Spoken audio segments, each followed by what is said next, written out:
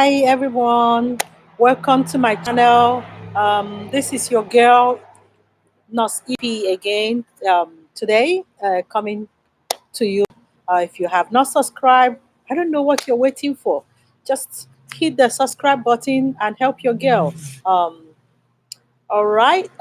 For those that have subscribed, thumbs up. Thank you guys very much. And I am so grateful. I still remain humble and excited to have all of you guys that have been coming back to my channel and has subscribed. I hope you keep coming back. So thank you very much. Today, like I said, I am going to be talking about the pros and the cons of studying abroad. Okay, just like everything in life, there is advantage and the disadvantage of it. You know, I know a lot of people want that haven't been there want to go, but this video is going to help you to have a better decision. It's not to discourage you; it is for you to be prepared for what you are coming to face. Okay, it is one of the pros is culture shock. Yes, culture shock. When I say culture shock, um, back in Nigeria, where I came from, a lot of people, when you are overweight or when you have a little bit of body, it's a blessing. But when you come to this place, it is when you come to America, it is becomes a really big problem, which I didn't know about. My first experience, I have this very good friend of mine. We work in the same place together, so she have to take some PT time off from work. When she came back, she added a little weight. I thought it was a compliment. So I said to her, "Oh, welcome back. It's nice to have you back. Oh, you look so beautiful. You just added some weight and blah, blah, blah." You know, which any Nigerian girl will be thrilled, you know, but she found it as offense. And I noticed her attitude and everything started changed with me. So when I asked her several times and she refused to say nothing, and that's how it is here. When people are mad with you, they don't even come to you. They hate confrontation. You know, it is different. Um, so let's not go there. Let me finish this story before I go somewhere else. I kept, being who I am, come to work, hey, hi, how are you? Blah, blah, blah, blah. And she gave me that cold shoulder and stopped there and everything. So I was in a break room and I was eating and I asked somebody, I said, what's wrong with this person? Now, I've noticed that she is being so quiet or giving me a cold shoulder or something. Well, she said, oh, but you called her fat. I said, oh my goodness. Say, yes, you called her fat. I said, when did I do that? What happened? He said, yeah, when you told her that she added weight when she came back from vacation and every one of us were welcoming her and you said, oh, you added weight. You look so good. That wasn't nice, but it was my Nigerianness in me. So I did not know that it is not a compliment. In Nigeria, it is a compliment. So that was my first shock of studying abroad, you know. So I quickly went to her and I said, oh my God, it wasn't a compliment that I told you added weight. Oh my goodness. Why didn't you tell me? Somebody just told me. Is that why you are giving me a cold shoulder? And she was even more upset. Get away from me. So it was a big shock for me. Even though I was trying to apologize and I was trying to explain, she did not understand it. So that was the first culture shock for me. Everybody is working out. Everybody is trying to lose weight, but we are trying to gain weight in Africa. So it becomes a very a different culture shock. So if you are coming to study in America, please never you tell somebody add weight or something. Just don't even go there. Um, it was a big culture shock. Another culture shock that I have is when people are mad with you, they never come openly to tell you, yes, get away from me. I don't want to see you. I'm mad with you. Rather, they will give you that little smile. No, they are mad and they are mad. They are not the type that will come out and confront you. They are not the types that will come out and ask you, okay, this we got to fight it out or box it out. No, they don't do that. They give you that smile and move away. But they are mad, and everything you did, they are mad. So they are upset with you. So that was another culture shock I had. Then the another culture shock. The third one is I was taking care of this lady.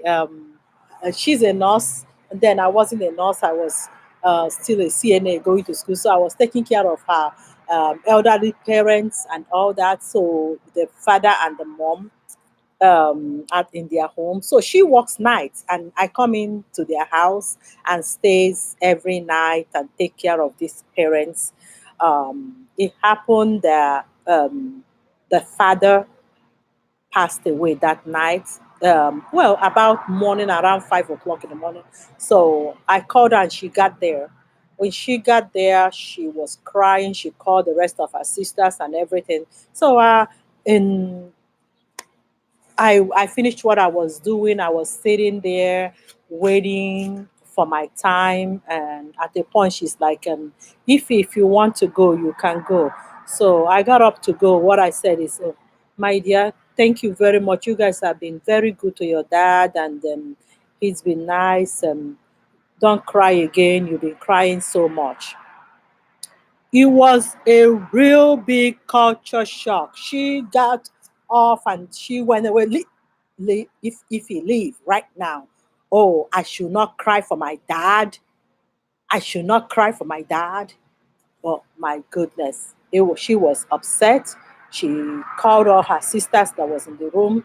Wow, if he said I should not cry for my dad again, well, I was shocked because in Africa, where I come from, when you console somebody, like, oh, stop crying. I was like, stop crying. You guys have done so much for him. You have taken good care of him while he's alive, and I saw it myself. How you guys have all rallied around him and took care of him. Stop crying. So I didn't know it was a crime. So what you will do is if you just sit there and sit quietly, and when you're done, you leave. Sometimes they have a guest book where you sign your name, or if there is a tissue paper, you hand them tissue paper for them to continue crying. That is how it is done. But in Africa, and those who come from Nigeria with me, it is not a crime. Even the next day, I was asked not to come to work because of what I said, for them to stop crying because they've taken good care of their dad and their dad is in a better place, blah, blah, blah. So the next day, I was asked not to come back to work. But, I wrote a letter to her because when I had that, I didn't know. I tried to explain, but she stopped me. So I wrote this long letter explaining myself and my cultural understanding and everything. Well, I think there was another Nigerian lady who was working there. Her name is Nonye. I can't forget her. So they went to Nonye and I asked her, told her everything and everything. And Nonye even haven't heard from me. So the Nigerian lady told them, she is right. That's how we do it. If I was here when it happened and you guys were crying, I would say the same thing. Probably I would have been the one you guys will fire. So they called me back and like, do you want to come back to work? I said, oh, I don't think so because I, you guys were offended with me and all that. She said, oh, we no longer we ask like 2 or 3 Nigerian people, and we found out it was just something you guys do in your culture. Please come back. We are very comfortable having you in our house than trying to get somebody else. Anyway, that was how I finally went back. So it's a culture shock, and I really wanted to do this video so every people will know, you know. So another one, the number 4 thing is that here they do not, you do not have friends.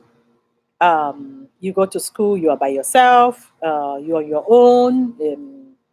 So you should be prepared for that loneliness, being on your own or doing things for yourself. Everything is no more like things spoil. This is expected for a man to do, or you call a neighbor for you to do that. You know, like changing tires. The first time my tire, I have a problem with my tire after classroom classes. I was worried about how I'm going to change it. The girl sitting next to me is like, you don't know how to change tires? So it was strange to her that I don't know how to change tire. But honestly, I don't know how to change tire. And changing tire is like a guy's thing or men thing. When it comes to Africa, so there are things they say this is a man. Oh, this is a thing. The things that women do is like housekeeping, cooking, cleaning the house, and even up to today, it's shocking to me when I go to some of my friends that are married or that have staying with their boyfriends, and I see the guys in the kitchen cooking, and I have one who will always, Ify, I've cooked some nice dish. Let's eat. Come on. Have you tried this before? You're going to teach me how to do some African dishes. And, you know, the guy bring out food and everything, cook and clean, and the woman is sitting and talking. It's still like shocking to me because this is not how it's done in Africa. In Africa, women are the ones that cook, and men sit there, even watch TV, read their papers, and all that. So some people say it's changing now. I don't know, but a lot of the most of the African men that I know, they still expect their wives to do things like that. So it's another culture shock that I have. So, and sometimes you'll be missing home. Missing home is another thing, you know. You miss home. There is so many times like Christmas holiday and everything. Even with all the beautiful decorations that you see around, you remember those, how you celebrate it at home with friends and family, with, you know, frying of chin chin and frying of meat and cooking and friends coming in and out. It's one of the customs, well, I grew up with, especially when my mom was around. You know, it was one of the customs and traditions that, you know, I missed Christmas for. And Christmas usually is my best holidays. But so you miss those times when everything kind of rosy and sweet, gifts are exchanged, friends come in, and you know, you have new clothes, you have new shoes and everything to show off with for, you know. So so those are the things to expect, but you will get a quality education. Haven't said that not that Nigeria doesn't have a good education. The only thing is that you when you certain things you learn here, you see it, you know. You like when I had a class in computer in Nigeria, I never saw computer. It's all, you know, they write on paper, they describe it, they all the things we read in the paper. But we have never seen computer with our 2 eyes to, you know, to practicalize it. And that is one of the things. But here, when you learn stuff, you see it with your 2 eyes. Like my brother who went to medical school in Nigeria, he before he got here, he told me we some of those stuff we just hear it, we never see them in with our 2 eyes, some of the instruments. But while I was going to nursing school, every one of those instruments we have seen it, you know. So you see it, it's not something that you just describe. So I think they have more technology, they have more the know-how, and honestly, and I think the teachers are more dedicated. They teach you as if their lives depend on it, and that is one thing that I like. They teach you as if your success depend on them living or depend on them getting their pay, and it is good, and they simplify stuff. It's not like bombing you with all that stuff. So I think because they bomb us with everything, and everything is bombed like that, and everybody will have that competition, I think that's why we do well, or we excel when we come to this part of the world, because they make it simpler. Everything is simpler, simplified. So I think that's one of the pros that I really like going to school here. So I like that. And another thing is, financially, you're going to be really broke, because even if you have a job, it's going to be a minimum wage job. And with a minimum wage job and out of state tuition, you you technically have to be working every day, because what in those days I work nights, and then I have to go to school during the morning time. It is difficult to stay awake, really, really difficult. And I'm always tired, always drinking coffee to stay awake, always drinking coffee to stay awake. Right now that I'm not in school, I try to stay away from coffee, because or that I no longer work nights. I try as much as I can to stay away from coffee, because I drank a whole lot of it in my life going to school. So you really have to be prepared for the hard work, but like I'll say, it pays off. The another advantage that is in it is that you will see work, especially depending on what you studied, or if you are not the proud type who doesn't want to clean or do stuff, menial jobs or some dirty work to be able to see yourself through school. If you are honest and have a good background and keep your honesty, at the end of the day, you will definitely find a job somewhere. You what happens is that some people want to get rich very quick, and some people start putting their hearts into so many things. But if you have a good record, all you do is go to school, take it one day at a time. You will see people who will want you to take care of their parents, who will want you to do some menial job. Because like me, I took care of, like I said earlier, I took care of this parents,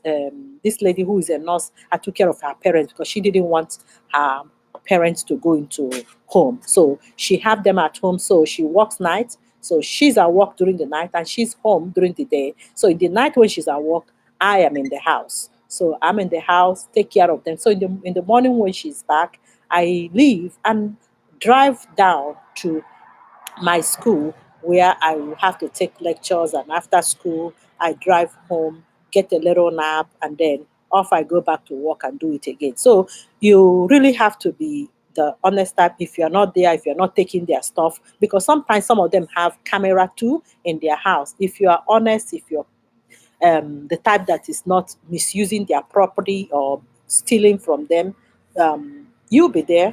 You get something to do. But as soon as they discover that when they are out and they cannot trust you, then it's a problem. It will be a problem for you, or whoever it is. So that is the little pros and cons that I needed to add here. And if you have a family, it's a very good advantage also for you at that point, because at least you may have a place to crash your head. You may be sleeping under their basement, but hanging there is just for a while, and then you will get what you need, and be able to move on and rent your own apartment. Um, but it's worth doing. It's worth doing. It's worth doing. But and then what doing is worth doing well, and even though laws are changing, immigration stuff are changing, some of these things are because of things that they have been experiencing. So um, we should try as much as we can when we cross the bridge not to break it for the other people. All right, that is my best advice to whoever that is interested, that is working their way to studying abroad.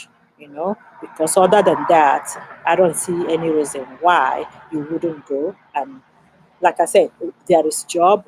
Since I finished, I have never been out of job except if I don't want it, or if I feel it's time to move on from this job and go to the next level. Thank you. Good luck in all you decide to do. Bye.